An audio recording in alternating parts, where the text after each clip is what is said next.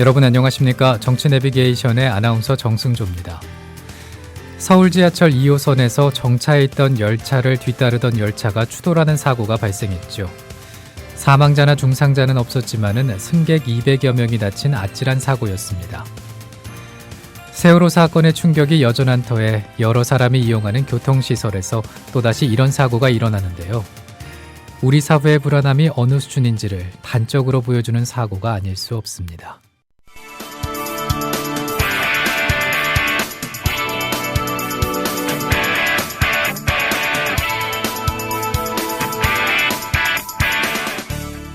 현장성과 깊이가 다른 정치 해설. 지금 여러분께서는 정치 내비게이션을 듣고 계십니다. 진행의 정승조 아나운서입니다.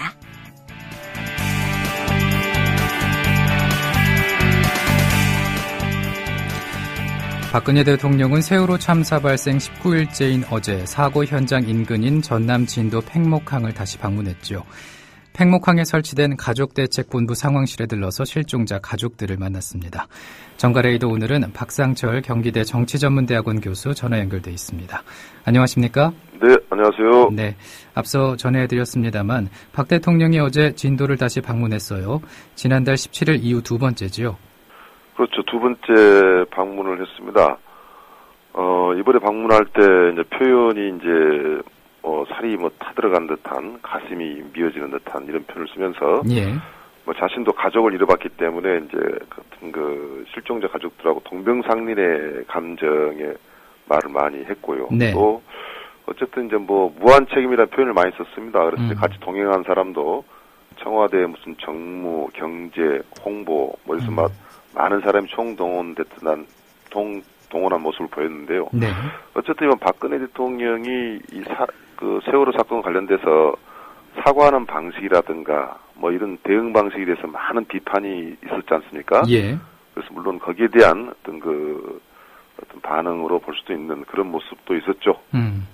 이렇게 박근혜 대통령이 무한 책임을 느낀다면서 진도를 재방문했는데 교수님께서는 이 부분에 대해서 어떻게 해석하십니까? 이제 무한 책임이라는 것이 이제 구체적으로 이제 표현이 돼야 되지만은 그동안에 박근혜 대통령이 어떤 그 정부의 어떤 책임을 질타한 듯한 모습, 즉 대통령이 어떤 국민의 어떤 그 감정을 혹은 국민의 분노를 같이 이야기하는 모습이 아니라 예. 실질적인 사건의 책임자를 엄벌한다는 식의, 그래서 어쩌면 그 대통령은 무관한 모습, 이런 것들이 국민들에게 많은 비판을 받아왔었고, 예. 바로 그런 것 때문에 이제 박근혜 대통령도 국민들의 눈높이라든가 정서를 좀 잊고 있는 모습이 아닌가라고는 좀 보여집니다. 그러니까 그 박근혜 대통령은 기존의 사과 방식대로 보통 본인의 어떤 책임보다는 이제 책임자를 엄벌한다라는 그런 그렇죠. 얘기를 많이 했다는 말씀이시죠. 그렇죠. 네. 근데 그 진도를 처음으로 방문한 이후에 대통령의 국정 운영 지지도가 변화가 있었는데 어떻게 달라졌습니까? 그동안에 50% 이하로 하락된 적이 없었어요. 예. 작년에 인사 파동 때 40%대를 보인 적이 있었습니다만은, 이번에 처음으로 우리가 이런 통계를 이야기할 때는 물론 한국 갤럽에서 연구하는 구체적인 수치는 이야기해야 됩니다만은, 그치. 이 조사만 아니고도 무슨 40%대 지지율이 나오는 것, 이것은, 역시 그 대통령에 대한 이번에 여러 가지, 무슨 국정 운영에 대한 그 능력이라든가, 또 어떤 의지에 대한 실망이 나타난 것이고요. 네. 이것은 이제 비단 박근혜 대통령에 대한 그 지지율이 떨어진 것도 떨어진 거지만은 정치권 전체가 좀 국민들의 불신을 받고 있는 그런 것으로 볼 수 있다고 봅니다. 예. 그 박근혜 대통령의 능력과 의지에 대한 실망, 그리고 정치권에 대한 불신으로 이제 국정 운영 지지도에 변화가 생겼다고 하는데, 한간에서는 40%대로 떨어진 것도 이게 지지율 자체가 그렇게 낮은 건 아니다라는 얘기도 들리는데요. 그건 집권 초기에 이제 박근혜 대통령의 지지도는 상당히 이제 고공 행진을 해왔던 건 사실이거든요. 예. 역대 대통령이 이제 임기 말에 가거나 임기 중간에 가면은 40% 이하로 떨어진 경우 때문에 이제 그런 이야기가 나옵니다만은, 그동안에 박근혜 대통령의 어떤 견고한 지지율 때문에 40%대는 상상을 하지 않은 프로대이기 때문에 예. 단순하게 과거의 대통령과 비교해가지고 아직도 국민의 지지를 많이 받고 있다라고 안주하면 저는 그건 큰일 날 일이라고 봅니다. 아, 그렇군요. 그러면은 이번에 진도를 이제 두 번째로 방문을 했는데, 그 국정운영 지지도 만회가 가능할 거라고 보시나요? 글쎄요, 한 번 떨어진 그 지지도, 특히 이제 박근혜 대통령에 대해서는 많은 국민들이 여성 대통령이고, 또 오랫동안 대통령으로서의 어떤 대통령감으로서 이제 그 국민들이 이제 인식을 해왔기 때문에, 예. 견고한 지지율이 있었거든요. 한번 이렇게 이제, 대통령에 대한 그 현실적인 면을 보면서 나타난 그 지지율은요, 보통 열심히 해서는 그 만회되긴 저는 힘들다 보고요. 어느 정도인지, 대통령 지지율이 현실적으로 좀 조정이 됐다라고도 저는 볼 수 있다고 생각합니다. 그 조정이 이루어졌다.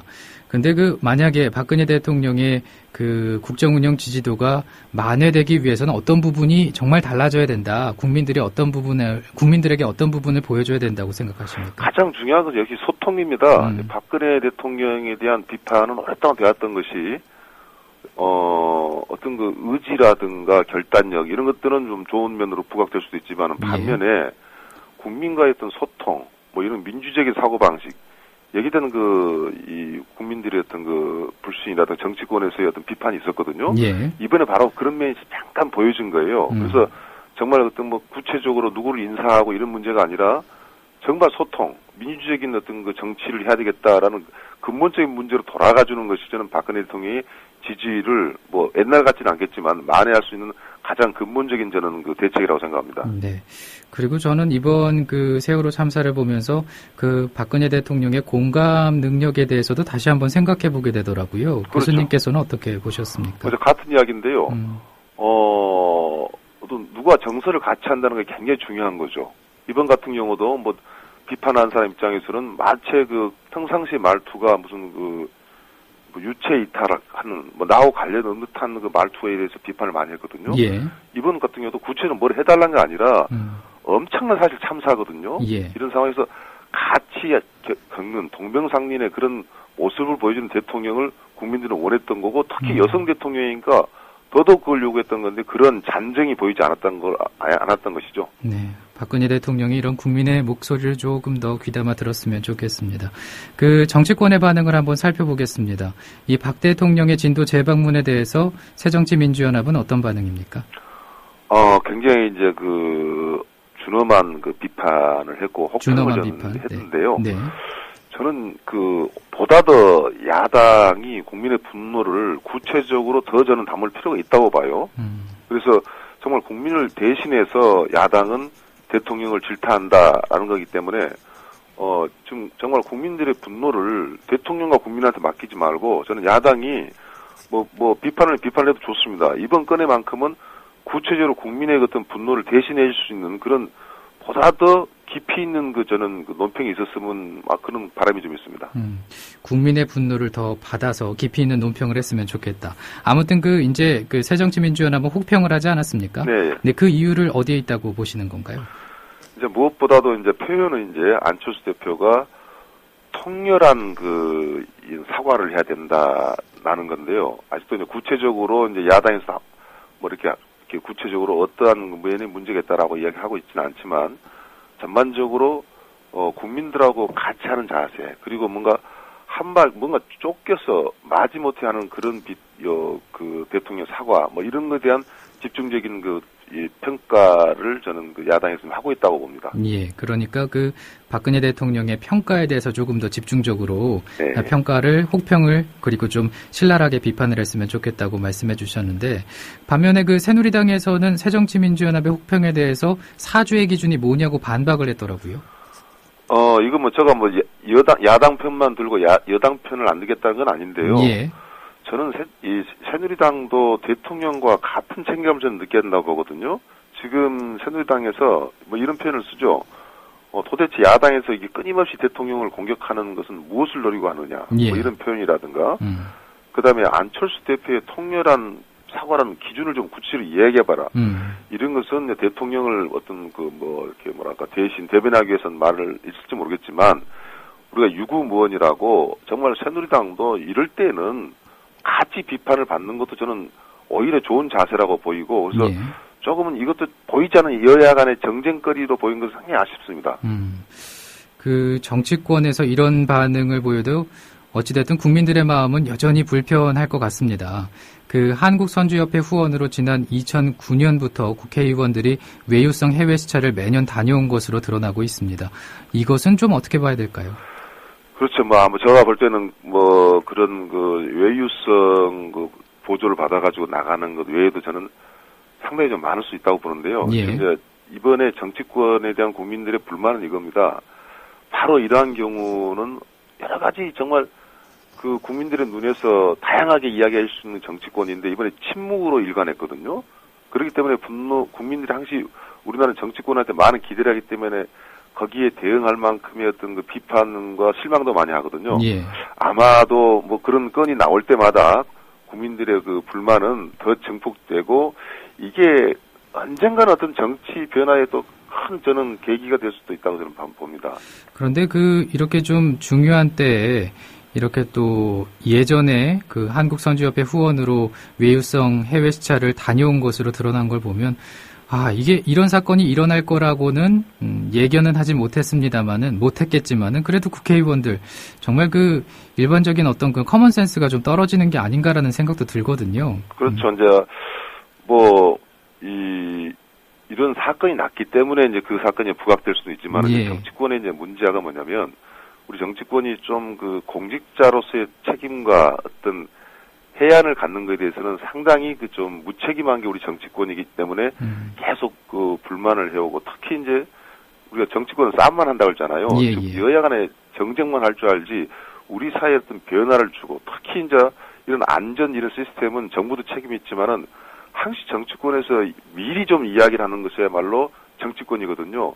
그런 어떤 사회를 어떤 바꿔보고 계획하겠다, 지켜보겠다라는 그런 어떤 정치적 책임감이 부족한 것도 그런 바로 정치권에서 나오는 행태 중에 하나라고 저는 생각합니다. 항시. 예. 그러니까 그 의지와 책임감이 좀 많이 부족한 것 같다라고 말씀을 해주셨는데, 근데 이제 정치권뿐만 아니라 이 당국 차원의 어떤 대응이나 아마추어 자세 중심의 이번 세월호 사건에서 해경이 있었지 않나 싶습니다. 네. 그 초동 대처에서도 또 구조 작업에서도 문제가 속출했지만 더 어이가 없는 일은 해경 고위직에 유병헌 전 세무그룹 회장과 인연이 있는 사람이 있었다는 것일 텐데 정말 그야말로 고양이에게 생선을 맡긴 격이 아닌가 싶습니다. 어떻게 보셨습니까? 그렇죠. 이거 수사를 하면 할수록 밝혀지면 밝혀질수록 국민들이 정말 개탄을 더 하게 될 겁니다만은 이번 해경 문제 같은 경우는 초동 대처는 이것은 오히려 초동 대처가 아니라 사건을 다 악화시키는 어떻게 보면은 미필적 살인 행위를 저는 했다고 보는데요. 예. 이제 이걸 우리는 반성해야 돼요. 해경을 왜 해양수산부에 갖다 놨느냐. 해양수산부는 해양수산부를 중심으로 해서 우리가 해피아라고 이야기하지 않습니까? 예. 관련 민간 기업하고 합쳐가지고 해경도 하나의 같은 해피아가 돼버렸어요. 마치 마피아 같이. 이걸 견제할 수 없는 거. 특히 경찰이라는 게 뭡니까? 항시 감시하고 그런 눈초리를 보여줘야 되는데 같이 여러 가지 일을 저질렀다라는 것. 그런 것들은 비판을 변치 못하고 이것은 정부 조직도에서요. 해경은 경찰청에 진작 들어가야 된다는 이야기가 많았거든요. 바로 그런 것이 어느 날 같은 정말 상상할 수 없는 정말 어떻게 보면 창피한 그런 사건이 벌어졌다고 저는 생각합니다. 네. 그리고 이 대통령 사과에 대해서 유족들이 반발을 하고 있는 가운데 지난번에 국가안전처의 신설 얘기도 나오지 않았습니까? 네. 네, 총리 산하의 국가안전처를 신설하겠다고 말이죠. 하지만 이를 두고도 부처 늘리기식 대책밖에 되지 않는다 이런 비판도 있습니다. 그렇죠. 이제 박근혜 정부가 앞으로 이제 해야 될 일인데요. 정말 정신을 바짝 차렸으면 좋겠는데요. 정말 근본적인 어려운 이야기지만 그리고 또 다양한 처방이 필요합니다. 현재 보면 엄벌하겠다는 정도 말 그리고 새로운 부처를 신설해서 이것을 대체하겠다. 이러한 것들이 바로 국민들의 눈에는 초등학생이 봐도 이것은 근본적이고 국민의 다양한 기대를 좀 저버리고 있구나. 그리고 이번 문제에서 더 중요한 것이 뭐냐면 정부만이 해야 될 일이 아니라 어떻게 보면 우리나라 근본적인 문제 중에 하나가 시민의식이 굉장히 민도가 떨어져 있다는 것이 여기서 드러난 거거든요. 예. 말이 OECD 가입국이지 선진국민으로서 어떤 그러한 어떤 민의가 있는 것이냐. 그래서 이건 정부만이 문제가 아니라 어쩌면 민간인도 시민들도 참여할 문제입니다만은 일단 정부 입장에서는 그러한 국민들의 의견을 받아들이는 아주 장기적이고 근본적인 대책을 세우는 자세가 저는 필요하다고 생각합니다. 네. 그러니까 그 국민들의 목소리를 조금 더 잘 들어야 된다. 이렇게 네. 말씀해 주시는 걸로 정리를 해보겠습니다. 근데 그 전문가들 중 일부는 컨트롤 타워는 청와대가 해야 한다고 주장을 또 하고 있더라고요. 그 노무현 정부에서는 국가안전보장회의에 재난대응도 포함이 돼 있었는데 이명박 정부에서는 그 재난대응을 해당 부처로 내려보냈다고 합니다. 그 청와대가 컨트롤 타워가 돼야 된다고 보십니까? 그 주장에 대한 다른 의견도 있을 수 있는데요. 일단 네네. 여기서 우리 짚고 나갈 것은 뭐냐면 그 노무현 정부에서 이명박 정부로 넘어가면서 사실은 굉장히 큰 중요한 변곡점이 있었어요. 우리 사회가 복지 문제와 민주화 문제가 확대될 상황에서 이명박 정부는 뭐 경제 발전, 성장으로 가다 보니까 효율성이 중요했단 말이죠. 예. 그러다 보니까 안전 시스템에 대해서는 청와대가 책임진 것은 뒷전을 미루는 그런 시스템이 바뀌면서 이번 사건이 벌어졌다고 보거든요. 예. 그러나 그런 것은 빨리 옛날로 다시 돌아가는 게 저는 이제 필요하다고 보고, 그러나 청와대 컨트롤 타워 시스템도 중요하지만은 이번에도 봤잖아요. 현장에서 그것을 지휘하는 그런 그 현장에서 즉시 대응하는 그런 시스템도 저는 마련하는 것이 굉장히 저는 시급하다고 봅니다. 아, 현장에서 즉시 대응을 할 수 있는 시스템. 그렇죠. 그러니까 그 재난대응 매뉴얼 말씀하시는 건가요? 그러니까 예를 들어서 하나 예를 들면 몇 년 전에 샌프란시스코에서 아시아나 여객기가 추락을 했단 말이죠. 예. 물론 인명피해는 별로 없었습니다만은 미국 같은 경우는 비행기가 이 추락한 것에 대해서 엄청나게 예민하거든요. 그럴 때 그 사건이 엄청난 큰 사건이었는데 누가 그것을 설명하고 지휘를 했냐면 현장에는 항공사 담당 팀장이었거든요. 바로 그런 게 중요한데 우리는 이번에 뭐 국무총리 갔다 장관이 갔다 또 뭐 예. 교육부 장관이 갔다 이런 모습들이 일사불란하지 못하기 때문에 예. 종합적인 컨트롤 타워도 필요하지만 현장에서 즉시 처리할 수 있는 그런 시스템이 저는 꼭 필요하다고 봅니다.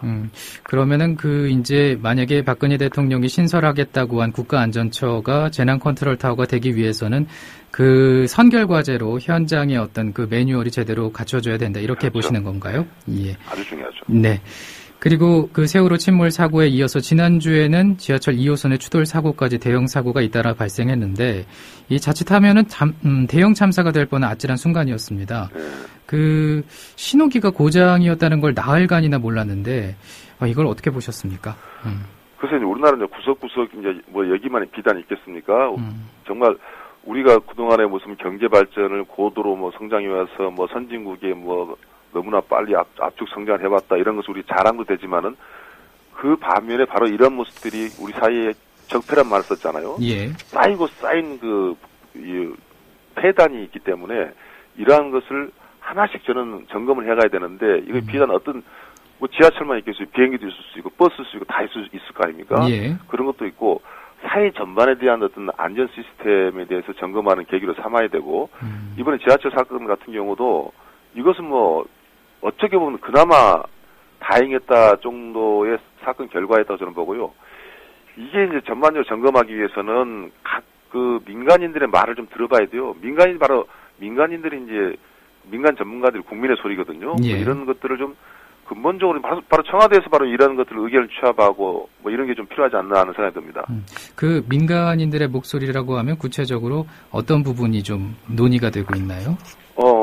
첫째 이제 전문가들의 이야기를 듣는 겁니다. 뭐 국민이 정말 현장에 있는 사람들 아니겠습니까? 예. 그런데 우리가 이번 정부 관료 시스템을 봤을 거예요. 특히 해경이라든가 해양수산부 하는 것을 보고 국민들이 볼 때는 저건 범죄 집단이지 우리를 뭐 해양수산에 관련돼서 안전하게 이끌어 가줄 수 있는 정부라고 믿지를 못할 거 아닙니까? 예. 그래서 정부를 계획하면 얼마나 계획하겠습니까? 뭐 부처를 만들어서 얼마나 대처를 하겠어요? 그 공무원의 그 관료 의식 가지고. 그렇기 때문에 여기에 민간인의 의식과 민간 전문가들이 참여할 수 있는 그런 뭐 의식과 여러 가지 민영화가 필요한 거 아니겠습니까? 예.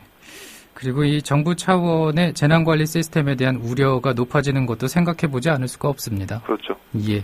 그리고 지난 3일이었습니다. 청와대에서 연휴도 반납한 채 수석비서관 회의를 열어서 재난안전 시스템과 공직사회 개혁을 위한 논의를 했는데 박근혜 정부 앞으로 해야 할 일은 뭐라고 생각하시나요? 이제 우리 오늘 이제 쭉 이야기를 한 거 집중적으로 이야기를 해 왔습니다만은 네. 결국은 이 박근혜 정부에 대한 비판으로 이제 모아져 있는 것은 여러 가지 이제 제도적인 개혁이라든가부터 시작해서 정말 뭐 어느 한두 가지로 이야기할 수 없는 문제거든요. 예. 그래서 박근혜 정부 입장에서는 일단 여의도 정치에 이제 기울을 기울여서 여당과 야당이 대책 세우는 것은 어쩌면 국민들의 의사를 반영한 거다라고 생각을 해야 되는 것이고, 예.